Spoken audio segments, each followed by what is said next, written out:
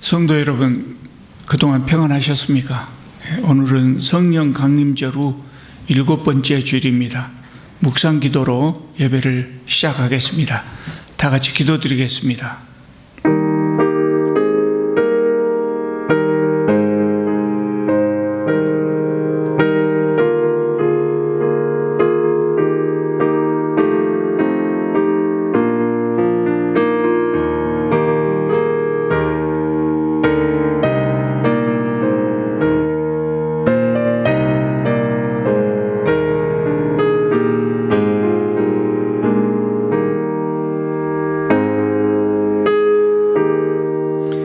거룩하신 우리 하나님, 거룩하고 복된 날을 주시고 주님께 예배하게 하시니 참으로 감사드립니다.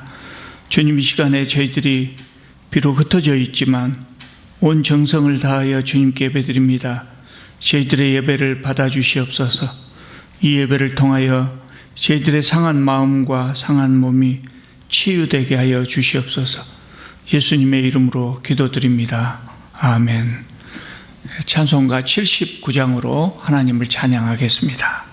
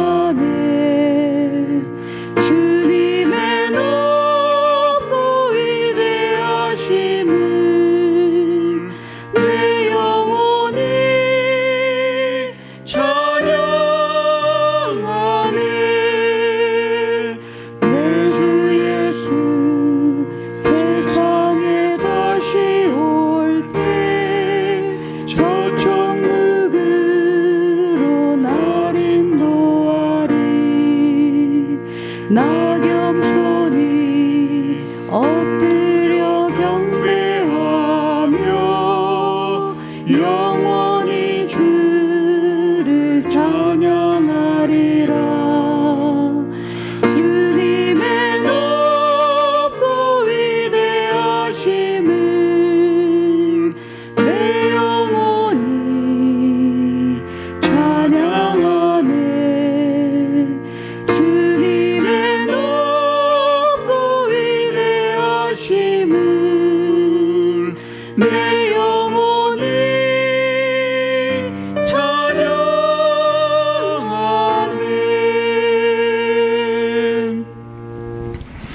이제 하나님의 말씀 봉독하겠습니다. 사도행전 8장 1절에서 3절 말씀입니다. 오늘 말씀 사도행전 8장 1절에서 3절, 신약성경 199쪽입니다. 이제 제가 봉독하겠습니다. 사울은 그가 죽임당함을 마땅히 여기더라. 그날에 예루살렘에 있는 교회에 큰 박해가 있어 사도 외에는 다 유대와 사마리아 모든 땅으로 흩어지니라. 경건한 사람들이 스데반을 장사하고 위하여 크게 울더라. 사울이 교회를 잔멸할세 각 집에 들어가 남녀를 끌어다가 옥에 넘기니라. 아멘. 우리 하나님의 은혜와 평강이 성도님들의 가정에 충만하시기를 바랍니다. 오늘 본문 1절을 보시면 그날에 예루살렘에 있는 교회에 큰 박해가 있었다고 합니다. 그 날이란 바로 앞에서 이어지는 그 날을 말하는데 스데반이 순교를 당한 날입니다. 스데반이 순교를 당한 그날로부터 예루살렘 교회에 어마어마한 박해가 시작된 것입니다. 사실 박해는 처음부터 있었습니다. 사도들이 선교를 시작했던 그 초기 때부터 이미 있었습니다. 그리고 심지어는 사도들을 다 죽여버리려고 유대 종교 지도자들이 그렇게 생각했던 때도 있었습니다. 그러나 우리가 지난번에 살펴봤던 대로 가말리엘의 저지로 이 박해가 중단된 적이 있었습니다. 가말리엘이 기독교를 옹호했던 사람이어서 그런 것이 아니고 그때 가말리엘이 이렇게 말했죠. 이 사람들을 함부로 박해하지 말고 그냥 내버려 두자. 이 사람들의 사상이나 소행이 진짜가 아니고 하나님으로부터 온 것이 아니고 가짜라고 하면 자연히 소멸될 것이다. 그런데 만약 이것이 하나님이 시키신 일이라고 하면 우리가 하나님을 대적하는 것이 된다. 그러니까 가만 내버려 두자. 이렇게 해서 유대 종교 지도자들이 사도들을 석방하고 기독교인에 대한 박해가 멈췄던 것입니다. 그런데 스데반이 순교를 당한 것을 계기로 대대적이고 본격적인 박해가 시작된 겁니다. 그리고 사도행전에는 이 박해의 중심에 사도 바울이 있었다고 그렇게 소개하고 있습니다. 1절을 보면 사울은 그가 죽임당함을 마땅히 여겼다 그랬습니다. 여기 사울이 바울입니다. 후에 바울이라고 불렸던 그 사울입니다. 그가 죽임당함을 마땅히 여겼다. 여기서 그는 스데반입니다. 그러니까 바울은 스데반이 돌에 맞아 죽는 것을 너무나 당연한 일로 생각했죠. 성전을 모독하고 하나님을 모독한 사람이라 죽어야 한다고 생각했던 것입니다. 바울은 원래가 하나님에 대한 신앙이 아주 철저한 사람이었어요. 하나님을 너무나 열심히 잘 믿는 사람이었어요. 대충 믿는 사람이 아닙니다. 요새 흔히 말하는 썬데이 크리스찬 그런 사람이 아니었고 하나님을 정말 열심히 믿는 사람이었어요. 그래서 사도 바울의 관점에서 기독교인들을 그대로 둘 수가 없었던 겁니다. 자기가 생각하는 성경의 말씀과 맞지 않다고 생각했던 것이죠. 그래서 3절을 보면 사울이 교회를 잔멸할세 각 집에 들어가 남녀를 끌어다가 옥에 넘기니라 그랬습니다. 바울은 가가호 주택을 수색했다. 가택을 전부 수색해서 기독교인이 있으면 잡아냈어요. 그래서 사도행전을 기록한 누가는 바울이 교회를 박해하는 모습을 잔멸했다라고 표현하고 있어요. 씨를 말렸다는 거예요. 완전히 씨를 말려버리려고 했다. 그런 뜻입니다.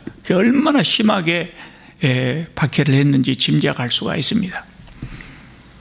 사도 바울도 이 박해를 하기 이전에 복음에 대해서 들은 적이 있었을 겁니다. 하나님에 대한 열심이 아주 강한 사람이었고 또 성경을 열심히 연구하는 바리새인이었고 그렇기 때문에 기독교의 복음이 전파되고 있을 때 그것에 관심을 갖지 않을 수가 없었을 거예요. 그래서 아마 상당히 열심히 연구를 해봤을 겁니다. 사도 바울은 지적이고 아주 이성적인 사람이거든요. 그래서 틀림없이 연구를 해봤을 것입니다. 그럼에도 불구하고 사도 바울이 복음을 복음으로 받아들이지 못했습니다. 왜 그랬을까요? 아마 사도 바울은 자기가 그전까지 가지고 있었던 지식, 철저하게 바리새인의 관점에서 복음을 봤을 것입니다. 그러니까 복음의 진리를 깨달을 수가 없었던 것이죠. 선입견이나 편견이라고 하는 것이 그렇게 무섭습니다. 그러니까 예수께서 다메섹 도상에서 친히 바울을 만나시지 않으셨다면 아마 바울은 평생 기독교인을 박해하면서 살았을지도 모릅니다. 이렇게 박해가 심해지니까 성도들이 예루살렘에서 살 수가 없게 되었어요. 그래서 1절을 보면 사도 외에는 다 유대와 사마리아 모든 땅으로 흩어지니라 이렇게 말씀하고 있습니다. 여러분, 우리가 여기서 사도행전 1장 8절을 다시 한번 생각해 봐야 됩니다. 예수께서 승천하시기 직전에 오직 성령이 너희에게 임하시면 너희가 권능을 받고 예루살렘과 온 유대와 사마리아와 땅끝까지 이르러 내 증인이 되리라 그러셨어요. 예루살렘, 유대, 사마리아 그리고 땅끝, 이게 순서대로 나오거든요. 예루살렘에서 조금 넓혀서 유대로, 더 넓혀서 사마리아로, 그리고 땅끝까지. 그런데 1장 8절에서 말씀하셨던 그 순서가 여기 8장 1절에도 그렇게 그 순서가 그대로 나옵니다. 예루살렘, 유대, 사마리아. 예루살렘 교회가 이제 부흥했고, 그러니 그 다음에 사마리아, 유대와 사마리아 모든 땅으로 흩어지게 됐다. 이렇게 순서대로 이야기하고 있습니다. 누가가 의도적으로 그렇게 한 겁니다. 그래서 누가는 사도행전 8장부터 이제 무슨 이야기를 하려고 하냐면 8장 전까지는 예루살렘 교회가 부흥해 가는 그것들을 설명했다면 8장에서는 성령 강림절 이후에 예루살렘에 불었던 그 성령의 바람, 그리고 선교의 바람이 어떻게 다른 지역으로 이전하게 되었는가, 이동하게 되었는가, 그 내력을 이제 설명하려는 것입니다. 사도들을 제외한 나머지 성도들은 유대와 사마리아 각 지역으로 흩어졌습니다. 이 말씀을 보면 박해가 왔을 때, 우리 시대에 종교로 인해서 박해를 받을 일은 아마 없을 것 같습니다만은, 박해가 왔을 때 우리가 취해야 할 행동에 관한 중요한 교훈을 줍니다. 그게 뭐겠습니까? 박해가 오면 피하라는 것입니다. 피하라. 순교는 매우 가치 있는 행위입니다. 그러나 다른 방도가 있을 때는 굳이 순교할 필요가 없습니다. 순교는 가치 있는 행동이지만 피할 수 있으면 피해야 합니다. 그리고 조용해지면 다시 돌아오면 됩니다. 왜 그러냐면 사람들이 다, 기독교인들이 다 순교를 해버리면 하나님의 뜻을 받들어서 이 땅에 행할 사람들이 없어져 버리지 않아요. 계속해서 복음은 전해야 되고 또 이 땅에 하나님 나라, 하나님의 정의가 실현되어야 한단 말이죠. 그런데 순교가 같이 있다고 다 죽어버리면 이 일을 누가 하겠습니까? 저는 과거에 그런 설교를 많이 들었어요. 제가 어려서부터 기독교인이었기 때문에 이런 설교를 많이 들었는데 6.25 때 어떤 목사님 또 어떤 장로님이 성도들은 다 비난시키고 혼자서 예배당 지키시다가 순교하셨다, 이런 설교를 종종 들었거든요. 실제로 그런 분들이 꽤 많이 있어요. 예배당 소중하지요. 예배당 우리에게 참 소중한 곳입니다. 특히 시골에서, 그것도 가난하던 그런 시절에 예배당 하나 짓기가 얼마나 힘들었겠습니까? 그래서 목숨 바쳐서 지키려고 했을 겁니다. 그런데 저는 그 설교를 들을 때마다 좀 안타까웠어요. 뭐가 안타까웠냐면 예배당이 아무리 소중하다고 하더라도 그 목사님, 그 장로님 목숨보다 귀했을까? 그런 생각이 자꾸 들어요. 그래서 그분이 예배당 지킨다고 있다가 순교하지 않고 성도들하고 함께 피했다가 다시 돌아오셨다면, 전쟁이 끝난 다음에 그 예배당 한 채만 지킨 것이 아니라 더 많은 예배당을 지었을 수도 있고 더 큰 일을 할 수도 있지 않았을까. 그것이 본래 이렇게 마음에 남아 있어요. 그 참 안타까웠습니다. 예루살렘 교회는 박해가 있을 때 그냥 순교하려고 하지 않고 다 도망갔습니다. 박해를 피해서 예루살렘을 떠나버렸습니다. 여러분, 인명은 사람의 생명이라고 하는 것은 세상에 그 무엇보다도 가치가 있는 겁니다. 박해가 왔을 때 위험을 피하는 것은 비겁한 행동이 아니에요. 오히려 피할 수 있음에도 불구하고 굳이 피하지 않으려고 하면 그것은 현명하다고 할 수 없을 겁니다.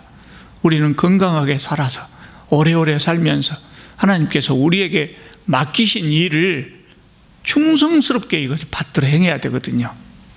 자, 그래서 예루살렘 교회 성도들이 다 흩어지고 사도들만 남았습니다. 사도들은 위험을 무릅쓰고 남았습니다. 왜 남았겠습니까? 교회를 지키기 위해서였습니다. 교회를 지키기 위해서. 예배당을 지키기 위해서가 아니고 교회를 지키기 위해서.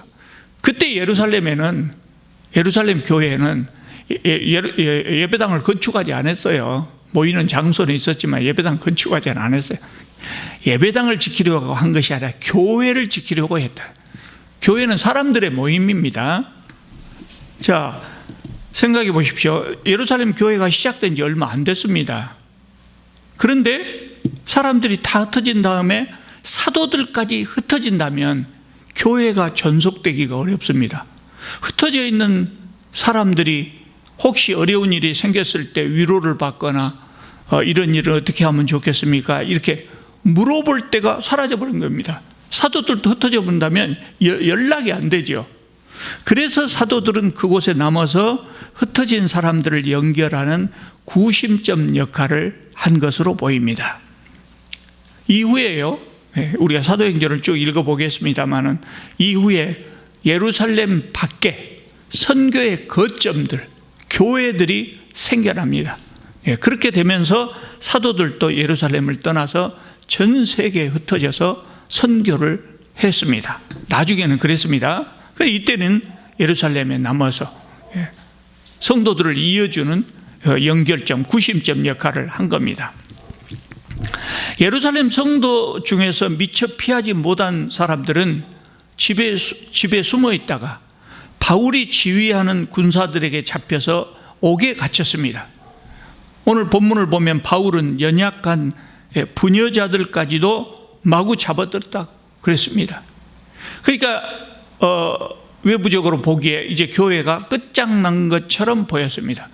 힘을 쓸래야 쓸 수 없는 아주 비참한 상태가 되어버린 것입니다. 그런데 큰 불이 났을 때 큰 불을 껐다고 생각했는데 큰 불이 꺼지면서 이리저리 불똥이 사방으로 옮겨 붙을 줄은 아마 아무도 생각하지 못했을 것입니다. 여러분, 제가 늘 말씀드린 대로 하나님의 계획이 있잖아요. 하나님께서 세우신 계획은 사람들이 아무리 회방하려고 해도 회방이 될 수가 없어요. 아무리 유능한 사람들이, 아무리 힘이 강한 사람들이, 아무리 많은 사람들이 하나님의 계획을 회방하려고 해도 회방할 수가 없어요. 하나님께서는 그런 회방조차도 선하게 이용하셔서 하나님의 계획을 실행해 가시는 겁니다. 그러니까 회방이 있든 방해하는 사람이 있든 없든 하나님의 계획은 실행이 되어 가는 겁니다.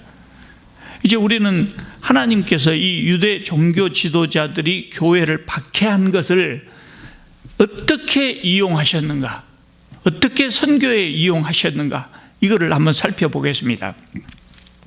자, 예루살렘 성도들은 집도 잃고 일터도 잃고 그리고 생명의 위협을 느끼면서 사방으로 흩어졌습니다. 뿐만 아니라 한동안 행복한 생활을 했던 신앙의 터전도 잃어버렸습니다. 여러분 중에 교회를 잠깐 떠나고 다른 교회에 정하지 못한 상태로 방황했던 그런 경험이 있으신 분이 있을지 모르겠어요. 그럴 때 아무것도 잘 안, 저도 그런 경험이 있거든요. 아무것도 잘 안 됩니다. 교회를 떠난다고 하는 것이 그렇게 어려운 일이죠. 정신적인 기둥이 되었던 사도들, 그들과도 헤어져야 해요. 서로 돕고 사랑하고 격려하고 재미있게 지냈던 성도들과도 뿔뿔이 헤어져야만 했습니다. 얼마나 힘들었겠습니까? 우리는 요즘 코로나19 때문에 몇 주 동안 헤어져서 재택 예배를 드리고 있는데 참 힘들거든요. 참 힘들어요. 그런데 그들은 얼마나 힘들었겠습니까?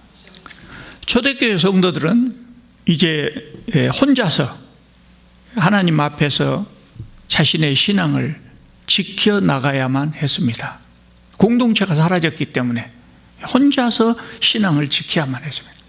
자칫하면 신앙을 저버릴 수도 있었습니다. 그러나 그들은 좌절하지 않았고 신앙을 버리지도 않았습니다. 왜 그랬을까요? 그들 안에 살아계시는 성령께서 강하게 역사하셨기 때문입니다. 그래서 그들은 자신들에게 닥친 불행을 오히려 복음을 증거할 기회로 삼았습니다. 예루살렘 교회 성도들은 간 곳마다, 흩어져 간 곳마다 성도들끼리 모였어요. 여러 가정이 함께 피난을 갔으면 그 가정이 같이 모이고, 아무도 없이 한 가정만 피난을 갔다면 그곳에 그 가정만 모이고, 여러분, 한 가정이 됐든 두 가정이 됐든 주일이 되면 모였습니다. 어디인가 모였습니다. 하나님을 믿는 성도들이 모인 그곳이 무엇입니까? 그것이 교회입니다. 그래서 교회가 생겨나기 시작한 겁니다. 간 곳마다 교회를 세웠습니다. 그 전까지는 예루살렘 교회 하나만 있었습니다. 그런데 1만 명이 넘었던 예루살렘 교회가 온 유대로, 사마리아로 흩어지면서 순식간에 온 유대와 사마리아에 많은 교회가 생겨난 겁니다. 예루살렘 교회는 10,000명이 넘는 큰 교회였지만, 물론 흩어져서 새로 세운 교회들은 조그마한 교회들, 불과 몇 가정 모인 그런 교회들이었겠죠. 어쩌면 한 가정만 모였을 수도 있고요. 그러나 어쩌면 수백 개의 교회가 생겨나게 되었다는 것이죠. 참 놀라운 일이죠. 그리고 그들은 기회가 있을 때마다 복음을 전했습니다. 그러니까 흩어진 성도들은 자기도 모르는 사이에 선교사가 되어 있었고, 그들이 세운 교회는 선교의 거점이 되어 있었던 겁니다. 예루살렘 교회의 큰 박해로 인해서 복음이 온 유대와 사마리아에 전파되는 엄청난 파급 효과가 나타난 겁니다. 그러니까 사도행전 1장 8절에서 예수께서 말씀하셨던 예수님의 그 지상 명령이 이제 성취되기 시작한 겁니다. 여러분, 우리 삶이 불편해질 때가 있습니다. 우리가 살다 보면 여러 가지 이유로 우리의 삶이 어려워질 때가 있습니다. 그때 많은 사람들이 하나님을 원망하기도 합니다. 그것이 자연스러울지도 몰라요. 우리 사람들의 마음이 너무 연약하기 때문에 하나님을 원망할 수도 있어요. 그러나 오늘 본문을 생각해 보면 우리의 삶이 불편해질 때 그것을 통해서 하나님께서 이루시고자 하는 뜻이 무엇인가, 그걸 우리가 한번 생각해 볼 필요가 있어요. 그때 예루살렘 교회 성도들은 갑자기 박해가 와갖고 흩어질 수밖에 없었잖아요. 재산도 다 챙기지도 못하고 도망갈 수밖에 없었잖아요. 그래서 우리 삶이 불편해질 때 하나님께서 이것을 통해서, 나를 통해서 이루시고자 하는 뜻이 무엇인가, 나를 더욱 성숙시키려고 하는 것은 아닌가, 우리가 침착하게 깊게 한번 생각해 볼 필요가 있습니다. 자, 복음이 전 세계로 전파되기 시작한 것은 교회의 자발적인 선교 계획에 의해서 그렇게 된 것이 아닙니다. 안타깝게도. 그랬으면 더 좋았겠지만 교회를 박해하려고 했던 외부적인 힘에 의해서 그렇게 된 거거든요. 예수께서는 성령 받은 사람들이 온 유대와 사마리아와 땅끝까지 복음을 전하기 원하셨지만 예루살렘 성도들은 그렇게 하지 않았습니다. 성령 받고 사도들의 가르침 받고 교회가 서로 사랑하고 아마 행복했을 겁니다. 그런 생활이 너무 좋아서 흩어져야 한다, 복음 전하러 가야 된다고 하는 것을 잊고 있었던 것 같아요. 그때 박해가 시작됐고, 하나님께서는 그 박해를 선하게 이용하셔서 복음을 확산하는 기회로 삼으신 것입니다. 어떤 분들은 예루살렘 성도들이 흩어지려고 하지 않으니까 하나님께서 박해를 당하게 하시고 강제로 흩으셨다, 이렇게 생각하는 분들도 있습니다. 참 깊은 생각, 또 깊은 신앙에서 나온 말씀입니다. 그러나 우리가 기억할 것은 하나님께서는 하나님의 계획을 실행하기 위해서 성도들을 일부러 힘들게 하시는 분은 아닙니다. 성경에 그런 식으로 표현된 것도 있지만 성경의 진의는 그런 뜻은 아니죠. 저도 긴 인생은 살지 않았습니다만은 60년 넘게 신앙생활을 해오는 도중에 하나님께서 저를 일부러 괴롭히신 적이 없어요. 하나님께서 저의 신앙을 더 키우기 위해서라도, 저에게 더 큰 복을 주시기 위해서라도 일부러 저를 힘들게 하신 적은 없어요. 제가 힘들어할 때 그것을 선하게 이용하셨죠. 그러니까 예루살렘 성도들을 박해를 당하게 해서 흩어지게 하신 것이 아니고, 예루살렘 성도들을 힘들게 한 것은 하나님이 아니라 유대 종교 지도자들입니다. 다만 하나님은 그것을 선하게 이용하신 것일 뿐입니다. 하나님께서는 우리가 해야 할 일을 하지 않고 있으면 강제로 시키기도 합니다. 강제로 시키기도 합니다. 그러므로 교회가 부흥하면 흩어지는 것이 좋을 것 같아요. 오늘 본문 말씀에 의해 보면 교회는 부흥하면 흩어져야 됩니다. 그럼에도 불구하고 세상의 교회들 중에 흩어지려고 하는 교회는 많지 않지요. 많이 모이려고만 하죠. 성도가 9,000명이 되어도 기어이 10,000명 채우고 싶어요. 그것이 사람들의 마음이고, 성도들이 9만 명이 되면 이제 충분히 많으니까 흩어지자, 그런 생각이 아니라 기어이 10만 명을 채우고 싶은 것이 그것이 인간의 마음입니다. 세계에서 제일 큰 교회를 만들고 싶은 것이 사람들의 마음입니다. 그러나 하나님의 계획은 그것이 아니거든요. 그럴 때 강권적으로 하나님께서 개입하실 수 있는 겁니다. 그래서 우리 교회는 분리되기 전에 스스로 분리하는 것이 좋을 것 같습니다. 그래서 우리 교회는 늘 숫자가 어느 정도 되면 분리하려고 하는 겁니다. 지금은 2개에 불과하지만 광주 시내 수십 개의 교회, 나눔과 섬김교회가 세워질 날을 생각하고 있습니다. 또 우리 청년들이 대학을 졸업하고 직장을 따라서 다른 지역으로 흩어지면 그곳에 가서도 나눔과 섬김교회를 또 세울 수도 있고, 외국에 유학 간 우리 자녀들이 있으면 그곳에도 교회를 세울 수도 있고, 온 세상에 우리 자비량 교회, 또 하나님의 나라와 하나님의 정의를 위해서 살고자 하는 그런 사람들이 모인 좋은 교회를 많이 만드는 그런 날이 아마 빨리 왔으면 좋겠습니다. 다시 예루살렘 교회에 대해서 잠깐 생각해 보겠습니다. 우리가 그런 생각을 할 수가 있어요. 오늘 이 말씀을 읽으면서 그렇게 충성스러운 사도들이 왜 예루살렘에만 머물러 있으려고 했을까? 그들은 사도행전 1장 8절에서 주님께서 말씀하신 그 명령에 따라서 왜 온 유대와 사마리아와 땅끝까지 흩어지려고 하지 않았을까? 아마 그런 생각을 했던 것 같아요. 첫째로는 그들의 마음이 내키지 않았을 수도 있어요. 예수님의 명령이었지만 내키지 않았을 수도 있어요. 왜냐하면 이스라엘 사람들은 원래 극단적인 선민 사상을 가지고 있었잖아요. 극단적인 선민 사상. 다른 민족을 무시하고 산다고요. 다른 민족을 사람으로 여기지도 않고 그렇게 살아요. 그래서 그런 사람들이, 개, 돼지와 같이 자기들이 생각하는 그런 사람들이 하나님의 자녀가 된다는 것을 상상할 수가 없었을 거예요. 심지어는 자기들하고 뿌리가 같은 사마리아 사람들에게조차도 복음을 전하는 것이 즐겁지 않았던 것 같아요. 그래서 예수님의 지상 명령을 무시하지는 않았겠지만 차일피일 미루고 있었지 않았는가, 그런 생각도 들고요.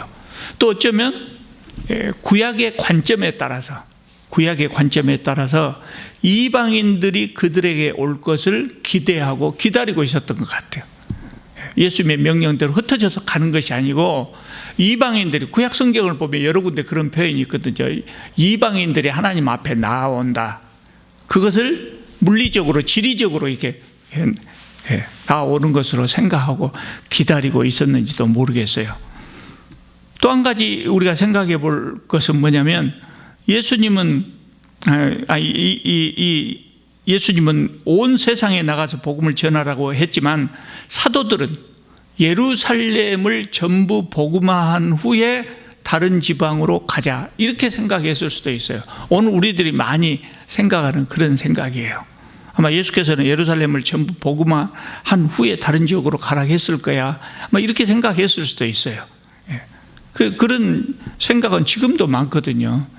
많은 교회들이 세계 선교한다고 하는 걸 사치로 생각하는 분들이 있어요. 우리나라에도 아직 복음이 전해지지 않은 곳이 많이 있는데, 비싼 달러 들여서 세계 선교한다는 것이 그것이 옳은 일이냐, 우리나라 복음화 다 한 후에 다른 곳으로 나가야 한다, 그렇게 생각하시는 분들이 의외로 많이 있어요. 그런데 예루살렘 교회가 만약 이런 생각을 가지고 다른 지역으로 나가지 않았다면, 그리고 하나님께서 오늘 8장에 나오는 것처럼 하나님께서 간섭하지 않으셨다면 어떻게 됐을까요? 아마 지금까지 기독교는 예루살렘을 벗어나지 못하고 있었을 겁니다. 왜냐하면 아직도 예루살렘은 복음화가 다 되지 않았거든요. 달러 값이 많이 올랐으니 선교를 중단하자, 그런 교회들도 많아요. 근데 이것도 핑계가 될 수 없다. 예수님의 지상 명령 앞에서는 이것도 핑계가 될 수가 없어요. 달러 값이 올라가면 선교의 규모를 줄일 수는 있겠죠. 예산에 맞춰야 되니까.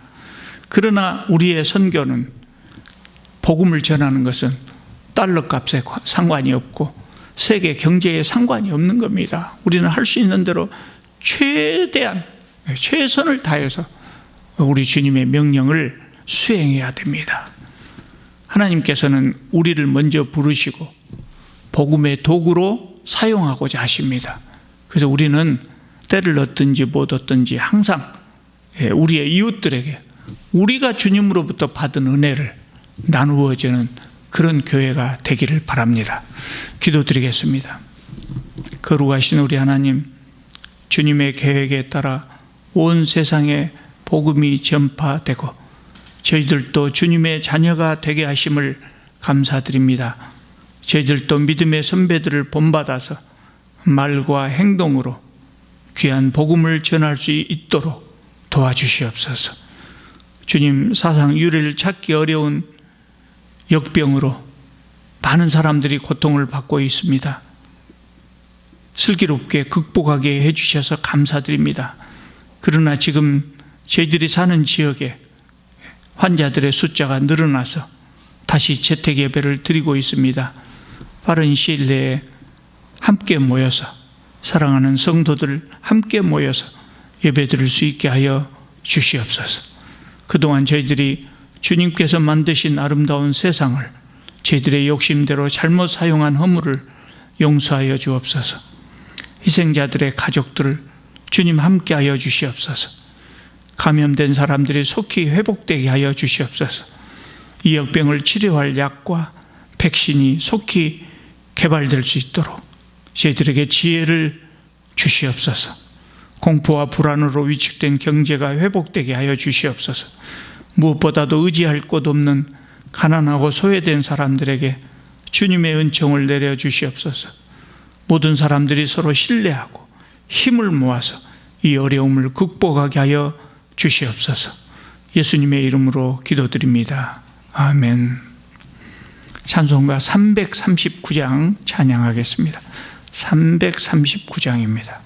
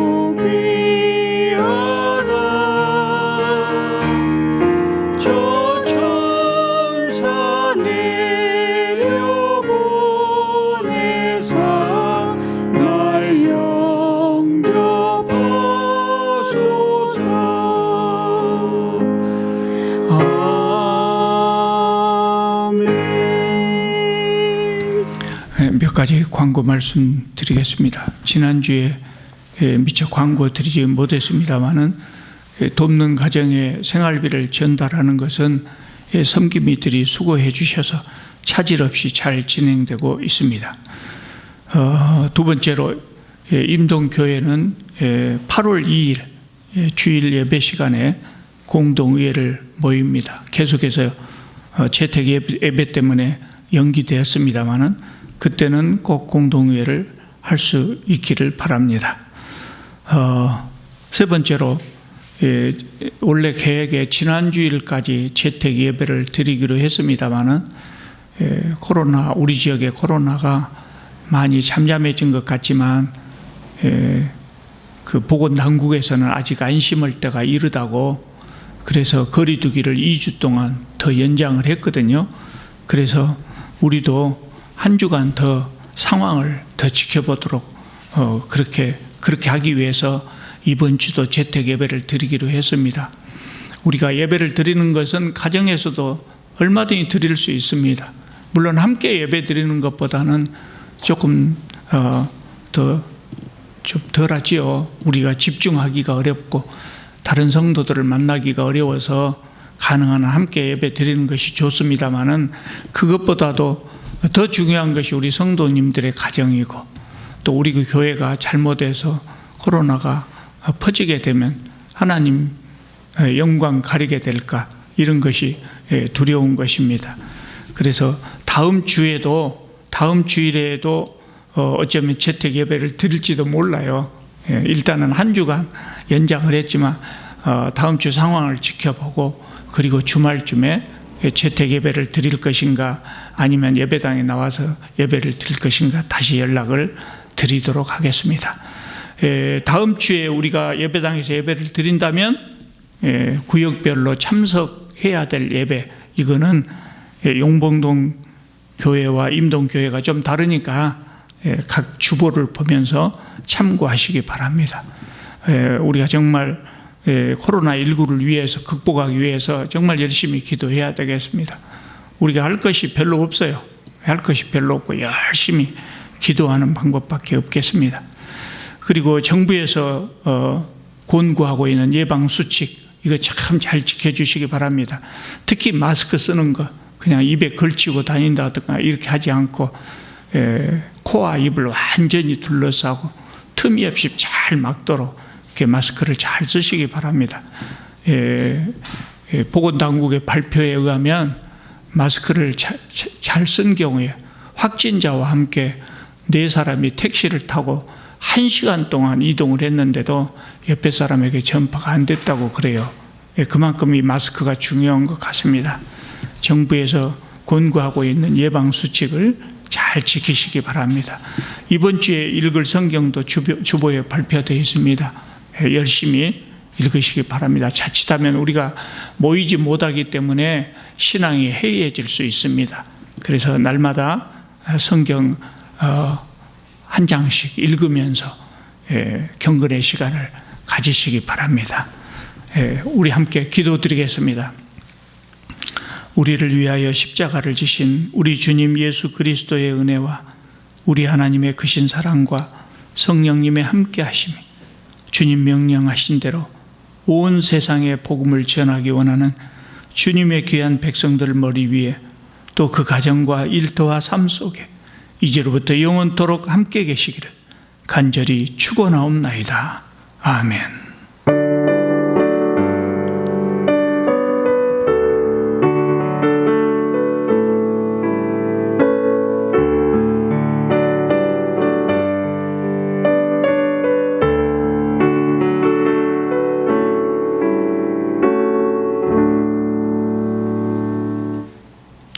예배 마쳤습니다.